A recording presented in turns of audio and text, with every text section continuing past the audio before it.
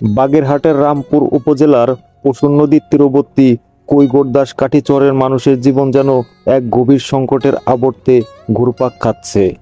এক সময়ের সমৃদ্ধ জনপদ আজ উন্নয়ন প্রকল্পের কারণে বাস্তুহারা। শিক্ষা প্রতিষ্ঠানের অভাব, কর্মসংস্থানের সুযোগের অভাব আর নিরাপত্তাহীনতার কারণে এই চরের অভিভাবকেরা বাধ্য হয়ে তাদের অপ্রাপ্তবয়স্ক মেয়েদের বাল্যবিবাহ দিচ্ছেন। এই ভয়াবহ চিত্র যেন কৈগড়দাস কাঠির মানুষের দৈনন্দিন জীবনের এক নির্মম বাস্তবতা। এক যুগ আগেও কৈগড়দাস কাঠি ছিল সবুজ আর সমৃদ্ধির প্রতিচ্ছবি। মাঠ ভরা ধান আর নদীতে মাছ ছিল এখানকার মানুষের জীবন ধারণের মূল ভিত্তি। কিন্তু 2010 সালে বিদ্যুৎ কেন্দ্র স্থাপনের জন্য জমি অধিগ্রহণ শুরু হলে তাদের জীবনে নেমে আসে এক কালো মেঘ। 1834 একর জমি অধিগ্রহণ করে সেখানে 1320 মেগাওয়াটের কয়লা ভিত্তিক বিদ্যুৎ কেন্দ্র স্থাপন করা হয়। এই প্রকল্পের জন্য ভিটেমাটি হারাতে হয় বহু পরিবারকে। সরকার 142টি আশ্রয় কেন্দ্র নির্মাণ করে বাস্তুহারাদের ঠাঁই দিলেও একটি ছোট ঘরে 6 থেকে 60 জন সদস্যের বসবাস যেন তাদের দুঃখ আরও বাড়িয়ে দেয়। এই আশ্রয় কেন্দ্রে বসবাসকারী মুর্শিদা বেগমের জীবন তেমনই এক করুণ দৃষ্টান্ত। অভাবের তাড়নায় স্বামী আমিনুর শেখ খুলনায় রিক্সা চালান এবং মুর্শিদা নদীতে মাছ ধরে সংসার চালান।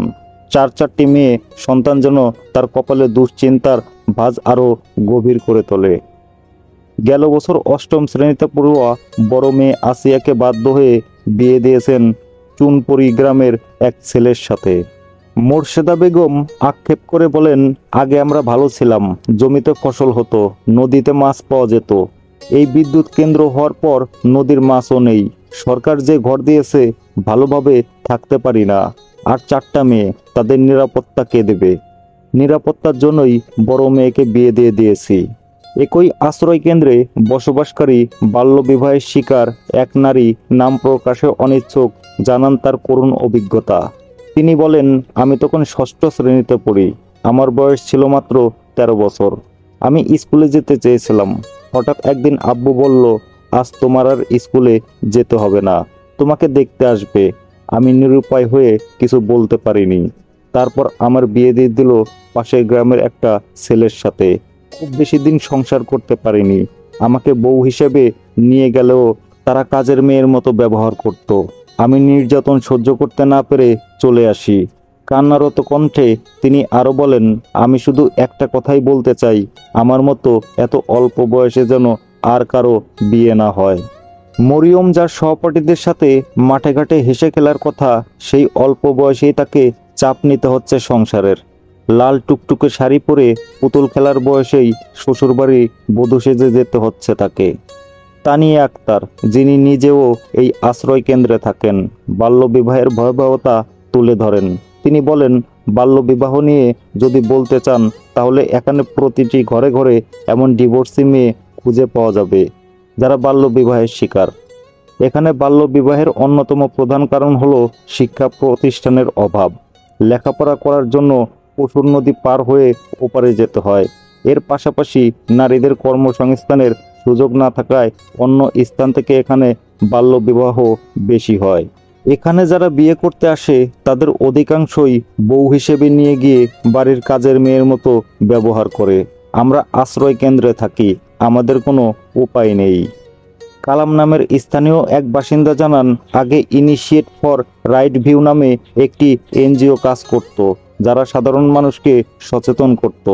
তিনি মনে করেন, অন্য কোনো বেসরকারি সংস্থা এগিয়ে এলে এবং সরকারের উন্নয়নমূলক কার্যক্রম বাস্তবায়িত হলে এই মারাত্মক ব্যাধি থেকে মুক্তি পাওয়া সম্ভব। কৈগড়দাস কাঠি সরকারি সাইক্লোন ক্যাম্প প্রাথমিক বিদ্যালয়ের প্রধান শিক্ষিকা রোকসানা বেগম জানান, স্কুলের শিক্ষকরা নিয়মিত মা সমাবেশ ও অভিভাবক সমাবেশে বাল্যবিবাহের কুফল সম্পর্কে সচেতন করেন। তবে সরকারের পাশাপাশি বেসরকারি সংস্থাগুলোও যদি সচেতনামূলক কার্যক্রম পরিচালনা করে তাহলে এখানকার মানুষ আরও সতর্ক হবে।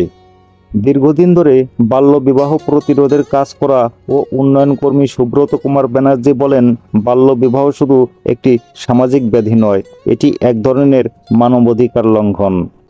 কৈরক দাস কাঠির মতো এলাকা যেখানে জলবায়ু পরিবর্তনের প্রভাবে বাস্তুচ্যুতি ঘটছে, সেখানে বাল্যবিবাহের ঝুঁকি আরও বেড়ে যায়। কারণ পরিবারগুলো নিরাপত্তাহীনতা, আয় রোজগারের সংকট ও ভবিষ্যতের অনিশ্চয়তা থেকে মুক্তি পেতে অল্প বয়সেই মেয়েদের বিয়ে দিয়ে দেয়। তিনি আরও বলেন, সরকারি পুনর্বাসন প্রকল্পের সঙ্গে যদি মনোসামাজিক সহায়তা, নিরাপত্তা ও শিক্ষা সুবিধা নিশ্চিত করা না হয়, তাহলে এই পরিবারগুলো নিজেদের ভবিষ্যৎ গড়ার সুযোগ হারায়। শুধু ঘর দিলেই হয় না, প্রয়োজন শিক্ষা, কাজের সুযোগ এবং মেয়েদের জন্য নিরাপদ শিক্ষার পরিবেশ। বাগেরহাট সদর হাসপাতালের তত্ত্বাবধায়ক অসীম কুমার সমদ্দার ঢাকা পোস্টকে বলেন, অল্প বয়সে সন্তান ধারণ করলে কিশোরীদের শারীরিক ও মানসিক স্বাস্থ্য মারাত্মকভাবে ক্ষতিগ্রস্ত হয়। আমাদের হাসপাতালে প্রায়ই এমন কিশোরী মেয়েদের দেখতে পাই যারা অপুষ্টি, রক্ত স্বল্পতা বা প্রসবজনিত জটিলতা নিয়ে ভর্তি হয়। তিনি আরও বলেন, শিশুকালেই মেয়েদের উপর পরিবার গঠনের চাপ দিলে তারা না পারে নিজের শরীর গুছিয়ে নিতে, না পারে মানসিকভাবে তৈরি হতে। বাল্যবিবাহের কারণে অনেক মেয়েই অবসাদ, পারিবারিক সহিংসতা ও জন্মগত শিশু মৃত্যুর মতো চরম ঝুঁকির মধ্যে পড়ে। এই সমস্যা বন্ধ করতে হলে শুধু সচেতনতা নয়, স্বাস্থ্যসেবাকেও সহজপ্রাপ্য করতে হবে চরাঞ্চলের মেয়েদের জন্য।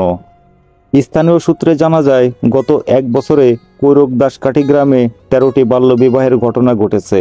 চলতি 3 মাসে আরও 4টি বাল্যবিবাহ হয়েছে।